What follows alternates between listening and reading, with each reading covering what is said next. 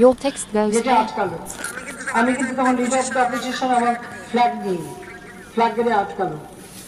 আরে আমার বাবা দেশ স্বাধীন করেছিল বলে না এই ক্যান্টনমেন্ট। আর ওই মেজর জেনারেল প্রমোশনটা তো আমার বাপেরই দেওয়া ছিল। আর আমি ক্যান্টনমেন্টে ঢুকলে আমার বিরুদ্ধে মামলা। সেদিন প্রতিজ্ঞা করেছিলাম যে ওই ক্যান্টনমেন্টে বসবাস করতে হবে না, যেদিন সবাই বের করে দেবো। রীতিমাত্র ট্রেনিং হিসেবে তারা বের করেছিল। তখনকার কিভাবে রাষ্ট্রীয় সন্ত্রাসের মাধ্যমে আমাকে শহীদ স্মৃতি বিজড়িত বাড়ি থেকে উচ্ছেদ করা হয়েছে। দীর্ঘদিনের সংসারের সব মালামাল রেখে আমাকে এক কাপড়ে বাড়ি থেকে বেরিয়ে আসতে হলো। আমি কার কাছে এসবের প্রতিকার চাইব? আমি এর বিচারের ভার মহান আল্লাহ ও প্রিয় দেশবাসীর উপর ছেড়ে দিলাম।